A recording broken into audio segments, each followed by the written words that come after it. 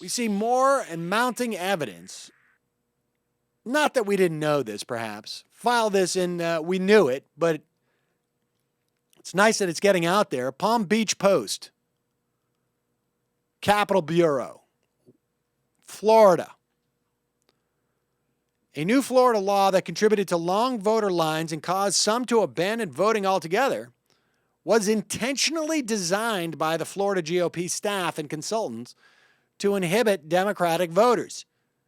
This according to former GOP officials and current GOP consultants.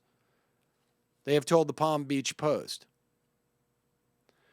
Now, we knew about this guy, the former GOP chairman, guy named Jim Greer, who in testimony he was giving for a unrelated corruption charge, said the Republican Party, the strategists, the consultants, they firmly believe that early voting is bad for the Republican Party candidates.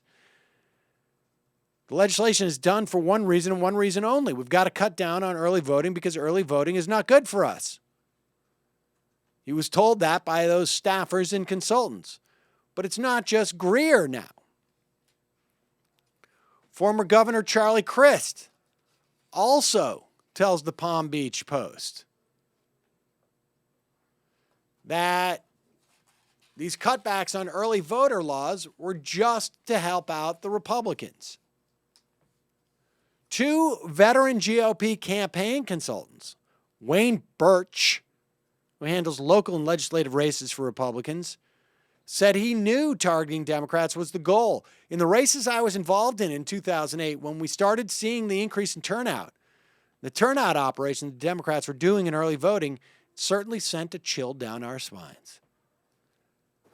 They're voting, and some of them are not white.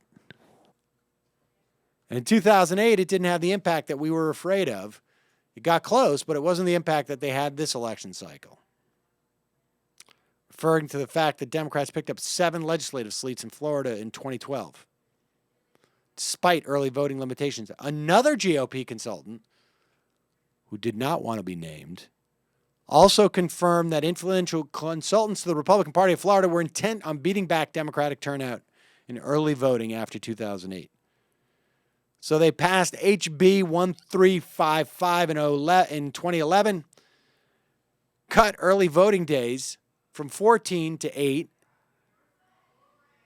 It inhibited the activities of voter registration organizations like the Evil League of Women Voters.